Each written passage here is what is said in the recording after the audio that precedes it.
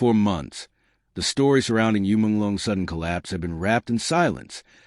Carefully measured statements, vague timelines, and a persistent refusal to answer the one question fans across Asia kept asking.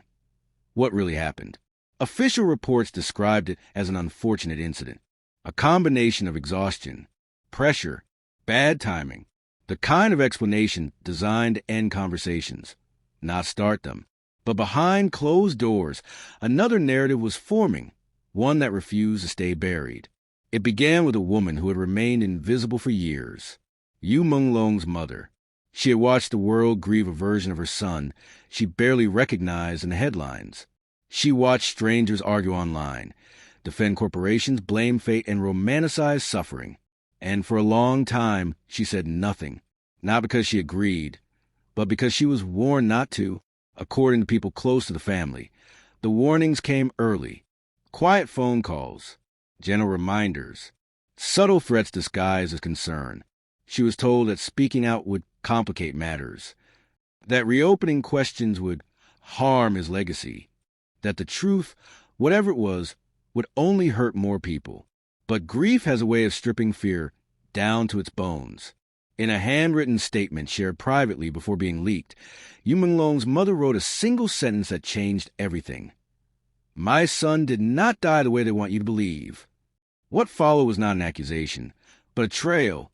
She described the final year of her son's life as a period of controlled chaos, relentless schedules, contracts rewritten without consent, medical reports that never reached the family, rest days promised, then erased. He stopped sleeping. Then he stopped complaining. Something she said frightened her more than his exhaustion ever did. "He told me he was fine," she wrote, but his eyes were asking for permission to stop. Behind the scenes, Menglong had reportedly requested a temporary hiatus. Not retirement, not rebellion, just time. Time to breathe, time to recover, time to be human again. The request, she claims, was denied. Not once, but repeatedly. Sources familiar with the production environment allege that walking away would have triggered financial penalties severe enough to bankrupt him, clauses buried deep in contracts, legal traps disguised as opportunity, and a culture that normalized silence as professionalism. What disturbed his mother most was what happened after he collapsed. She alleges that she was informed after decisions had already been made, medical access restricted, information filtered. Even his personal phone, she says, was taken before she arrived. Why would they need his phone? She asked in her statement. What were they afraid I would see? The official timeline, she pointed out, did not match the messages she later recovered. There were gaps, hours unaccounted for, conversations that ended abruptly, requests for help that never received replies. And then there was the meeting. According to her, representatives approached the family days later with a prepared narrative, calm voices, legal language, a story already written. They emphasized the importance of stability, reputation, and moving forward. She said it felt like they were managing a scandal, not mourning a son. When she resisted, the tone changed. Opportunities were mentioned, consequences implied. The unspoken rule became clear. Cooperation would be rewarded with peace. Resistance would bring isolation. Still, she kept everything. Medical documents, call logs, emails, draft contracts, notes scribbled by her son during sleepless nights. None of it, she said, proved murder. But together, they revealed something more disturbing. A system that benefited from his silence and suffered from his truth. The person behind my son's tragedy is not one man, she wrote. It is a machine fueled by profit, image, and illusion that stars are unbreakable. What made her finally speak was not anger, but realization. She noticed younger artists entering the same system, smiling the same smiles, saying the same scripted gratitude, burning out the same way. If I stay silent, she concluded, then his pain becomes a business model. She has not named names. Not yet. But insiders say legal action is being quietly prepared, that documents are being reviewed, that the silence surrounding Menglong's final months is starting to crack. And perhaps most hauntingly, She ended her statement with words her son once said to her late at night, during what she now believes was a farewell disguised as reassurance. "Mom, if I disappear one day, please don't let them turn it into a beautiful lie." The world, for now, is left with questions and a truth that no longer wants to stay hidden. The statement was never meant to reach the public. Menglong's mother had shared it with only 3 people, each sworn to silence, each trusted with fragments of the truth. Yet within 48 hours, whispers began surfacing in private forums, fan communities, and industry back channels.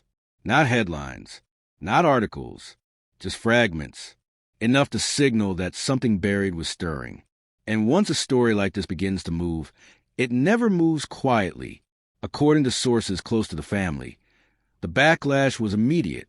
Phone calls resumed, not aggressive, measured, courteous, almost sympathetic. She was thanked for her courage, then reminded of her responsibility. Responsibility to whom, however, was never clarified. Behind the scenes, something more alarming was happening. Documents she had safeguarded for over a year, medical referrals, internal schedules, amended contracts, were suddenly being questioned. Not their authenticity, but their existence. Lawyers requested copies. Some claimed the originals never existed. Others insisted records had been lost during system transitions. Lost, it seemed, was becoming the industry's favorite word. One document, in particular, drew attention.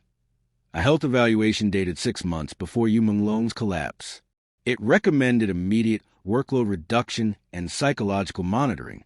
The signature at the bottom was real. The recommendation was clear. The follow-up action, however, was missing. Instead of rest, his schedule intensified. Instead of monitoring, silence followed.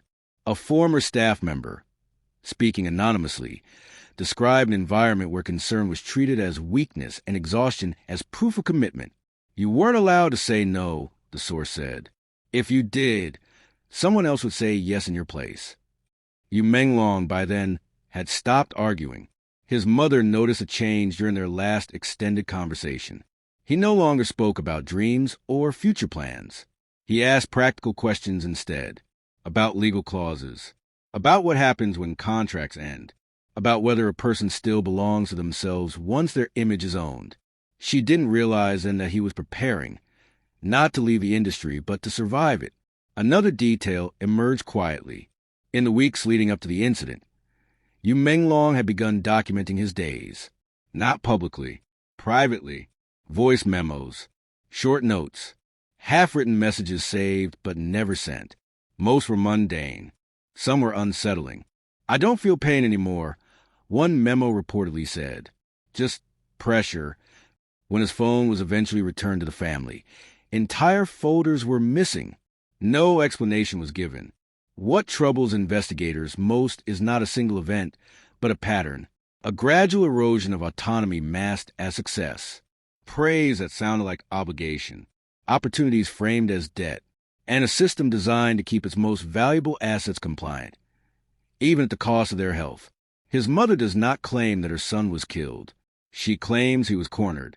"There are tragedies without villains," she wrote later in a private note. "But there are also tragedies where everyone walks away clean, except the one who couldn't." Industry insiders began reaching out after the leak. Some offered support. Others offered caution. A few offered silence in exchange for compensation. Offers she refused without hesitation. What she wants, she says, is not revenge. It is acknowledgement. Acknowledgement that collapse does not happen in a vacuum. That talent does not erase limits. That smiling through pain should never be a requirement for relevance. As pressure mounts, one question continues to haunt those following the case closely. If this much resistance appears around questions, what would happen if answers were fully revealed? For now, the investigation remains unofficial, quiet, dangerous in its own way, because truth, when it threatens a system, is often treated as the real enemy. And yet, the story refuses to disappear. Fans continue to analyze timelines. Industry watchers revisit old interviews with new eyes. And a mother, once silent, is no longer willing to protect a narrative that erased her son's suffering. "This isn't just about him," she wrote in her final note shared so far. It's about how many more must break before we stop calling it destiny. The machine still runs, but somewhere inside it, a crack is formed. And once a crack appears, pressure does arrest. If you think this story ends here, you're mistaken. What hasn't been revealed yet goes deeper, into names never mentioned, decisions never explained, and truths the industry hopes will fade with time. On K-Drama Spark, we don't let silence win. We follow the clues. We question the narratives. We tell the stories others are afraid to finish. Stay with us, because the next revelation changes everything.